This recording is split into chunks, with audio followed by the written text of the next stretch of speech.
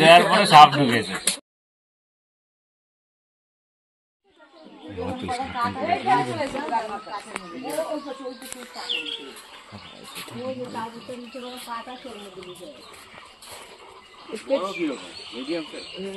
ধরে নিয়ে গেছিল তার একটা, ধরে নিয়ে গেছিলি তার একটা।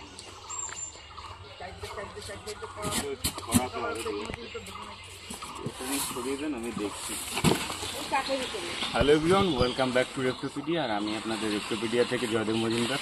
আবার একটা ওয়াইল্ড লাইফ রেস্কিউ ভিডিও নিয়ে দেখা গেল।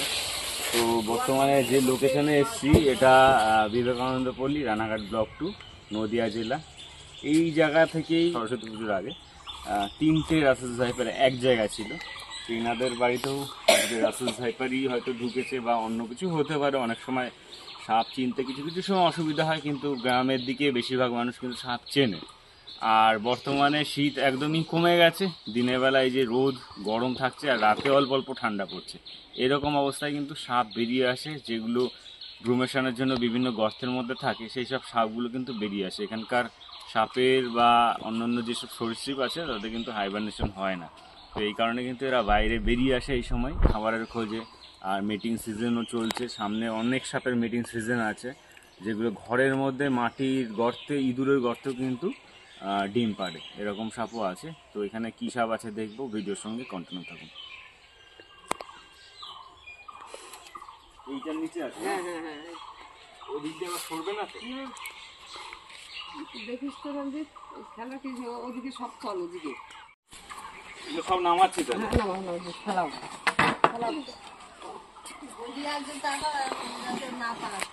বর্তমানে এই সাপের কিন্তু প্রচুর উপদ্রব হয়েছে, প্রচুর সংখ্যায় বেড়েছে। দেখুন, সাপ থাকলে এরা সতর্ক সবসময়। সাপ থাকলে কুকুর আর বিড়াল, কালকে রাতেও বিড়ালে ঠেকিয়ে রেখেছে গোপ্রো সাপ প্রায় 1 ঘন্টা। আমি যাওয়া অবধি 1 ঘন্টা সাপ ঠেকিয়ে রেখেছে বিড়ালে। ঘরে ঢুকবে না তো? বাধা আবার এখানে। হ্যাঁ বাইরে রাখছি। তুই কি করছিস? দূরে থাক।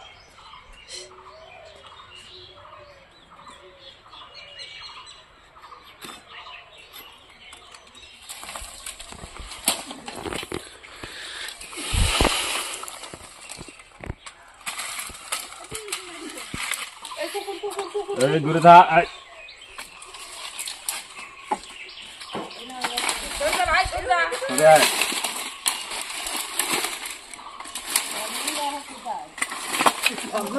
কোথায় গেছে দেখতে পাচ্ছিস বাবা? বাঁধানো যাচ্ছে না, এই ঘরে ঢুকবে।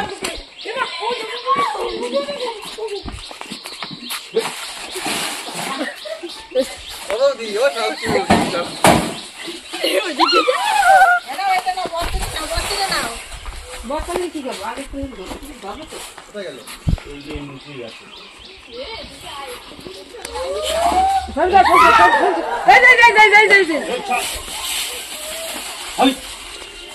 সরা মাথা থেকে। আরে কামড় খেয়ে যাবে।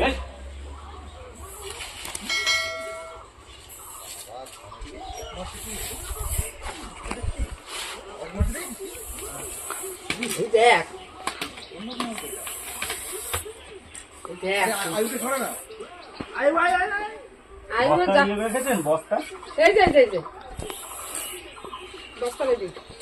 দেখছেন, এটাই কিন্তু রাসেল সাইপার চন্দ্রগোড়া, যেটা উলুগোড়া। এই আর কুকুর বিড়াল কিন্তু সাপ দেখলেই মোটামুটি এইভাবে কিন্তু এগিয়ে আসে।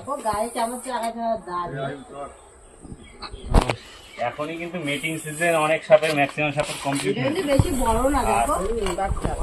এই কিছুদিন পরে কিন্তু বাচ্চা এরা কিন্তু দেবে, সরাসরি বাচ্চার জন্য যেহেতু। ভিতরে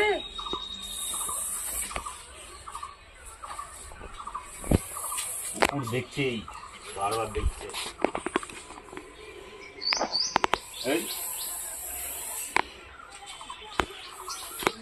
ও সেফ ডিস্টেন্সে থাকছে, কিন্তু ওই আগের যে ভিডিও আপনারা দেখেছিলেন ওই ভিডিওতে কিন্তু একটা কুকুরও এরকম মানে সাবধানে ছিল যে সেরকম ছিল না, সব কামড়ানোর জন্য এগিয়ে আসছিল। এ কিন্তু ভয়ে আছে মোটামুটি।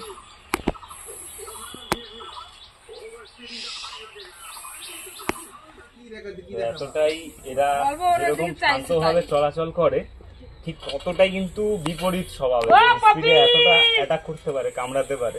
অন্য সাপের পক্ষে সম্ভব না এত স্পিডে কামড়ানো।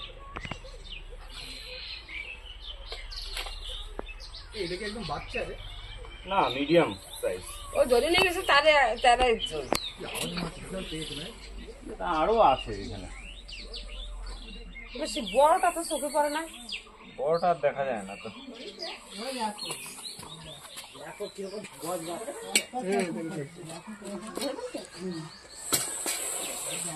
লেজ আছে। সেই ডাকা ডাক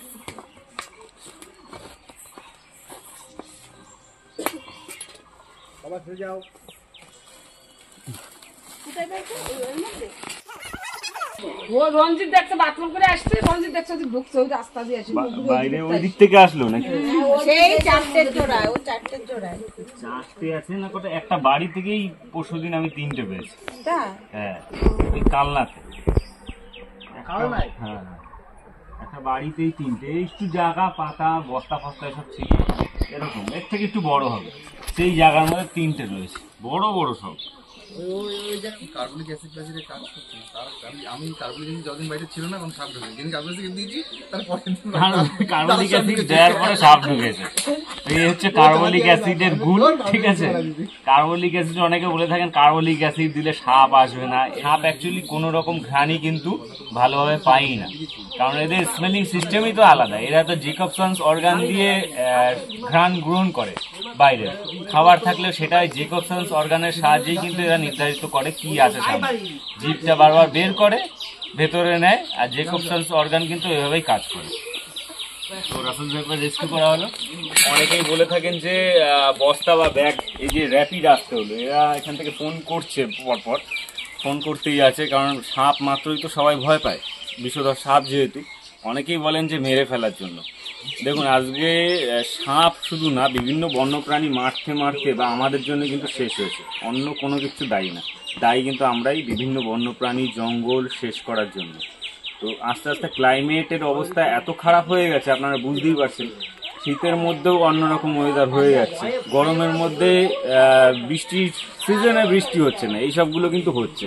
যেই সময় বৃষ্টি দরকার নেই সেই সময় বৃষ্টি হচ্ছে, যার কারণে কিন্তু আমাদের কৃষক বন্ধু যারা আছে, কৃষকরা আছে, তারা কিন্তু ক্ষতিগ্রস্ত হচ্ছে বিভিন্নভাবে। ক্ষতি আপনি একটু রিসার্চ করে দেখবেন আপনারা, যে ওয়াইল্ড লাইফ বা বন্য জীবজন্তু না থাকলে কতটা ক্ষতি, জঙ্গল না থাকলে। আর জঙ্গল এই জন্যই দরকার, শুধু আমাদের জন্য না, শুধু অক্সিজেনের জন্য না, এদের জন্যও জঙ্গল থাকা দরকার আছে। জঙ্গল নেই বলে আজকে ঘরের পাশে, বাড়ির পাশে বিভিন্ন সাপ পাওয়া যাচ্ছে।